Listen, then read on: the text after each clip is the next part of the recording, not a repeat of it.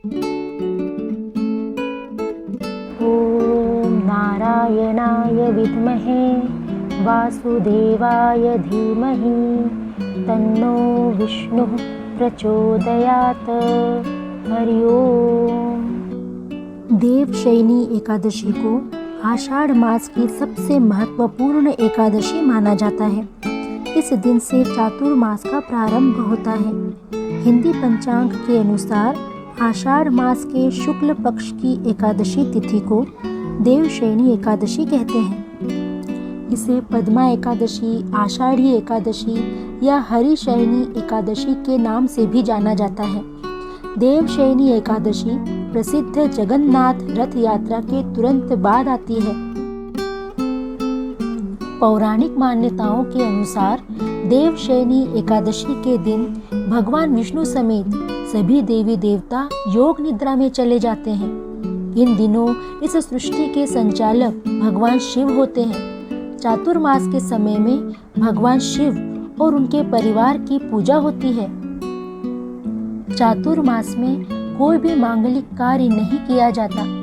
जब देव उठनी एकादशी को भगवान विष्णु योग निद्रा से बाहर आते हैं, तभी मांगलिक कार्य प्रारंभ होते हैं। पंचांग के अनुसार इस वर्ष 19 जुलाई 2021 सोमवार से आषाढ़ मास की शुक्ल पक्ष की एकादशी तिथि आरंभ हो रही है, लेकिन एकादशी का व्रत 20 जुलाई 2021 मंगलवार के दिन रखा जाएगा और देवशयनी एकादशी व्रत का पारण अर्थात समापन 21 जुलाई 2021 बुधवार के दिन द्वादशी तिथि में किया जाएगा। एकादशी व्रत के महात्म्य का वर्णन महाभारत की कथाओं में मिलता है। मान्यता है कि भगवान श्री कृष्ण ने धर्मराज युधिष्ठिर और अर्जुन को इस व्रत के बारे में बताया था। धर्मराज युधिष्ठिर ने भगवान श्री कृष्ण के कहने पर ही एकादशी व्रत को विधिवत धारण और पारण किया था, जिसके फल स्वरूप उन्हें मोक्ष की प्राप्ति हुई थी। एकादशी व्रत सभी व्रतों में श्रेष्ठ माना गया है। इस व्रत को विधि पूर्वक करने से जीवन में सुख, समृद्धि और शांति आती है। इसके साथ ही हर प्रकार की परेशानी दूर होती है। आइए देवशयनी एकादशी व्रत से जुड़ी कथाओं को सुनते हैं। एक बार देवर्षि नारद जी ने ब्रह्मा जी से आषाढ़ी एकादशी के विषय में जानने की उत्सुकता प्रकट की।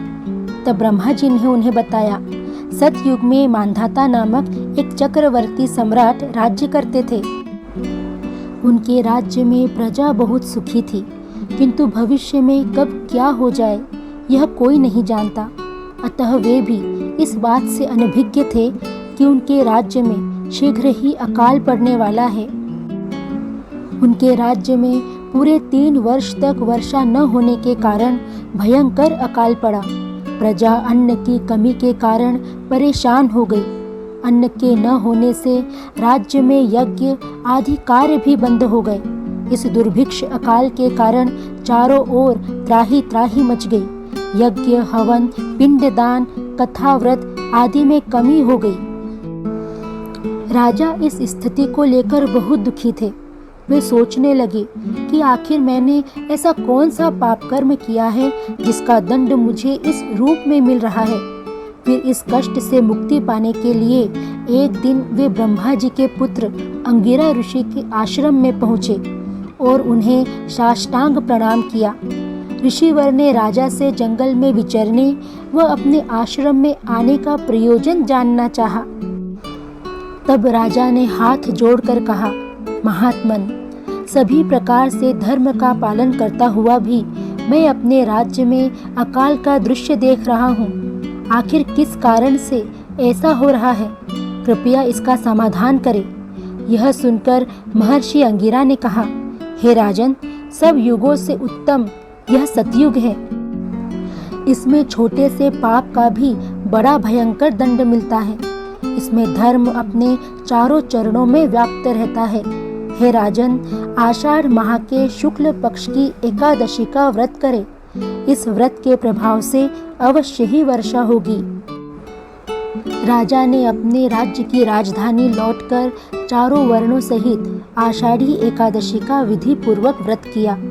व्रत के प्रभाव से उनके राज्य में मूसलधार वर्षा हुई और पूरा राज्य धन धान्य से परिपूर्ण हो गया।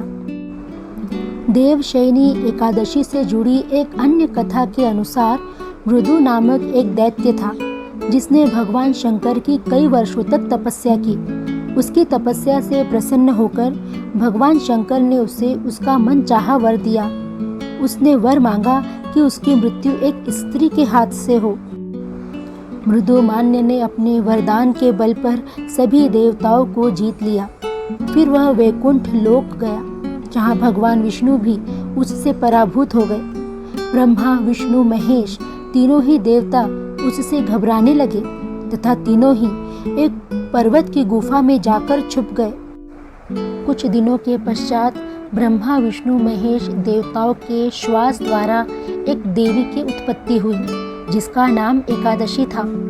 एकादशी देवी ने सभी देवताओं को अभयदान देकर मृदुमान्य नामक दैत्य को मार गिराया था। तभी से एकादशी देवी का व्रत व पूजन किया जाता है। इस प्रकार देवशयनी एकादशी व्रत, पूजन व कथा का श्रवण करने से व्यक्ति को सभी पापों से मुक्ति मिलती है। उसके सभी कष्ट मिट जाते हैं। मृत्यु के बाद श्री हरि की कृपा से उस व्यक्ति को वैकुंठ धाम में स्थान प्राप्त होता है। को आज का वीडियो अच्छा लगा हो तो वीडियो को लाइक कीजिए और इस तरह की पौराणिक ज्ञानवर्धक कथा कहानियों और हिंदू तीज त्योहारों के बारे में जानने के लिए चैनल को सब्सक्राइब कीजिए।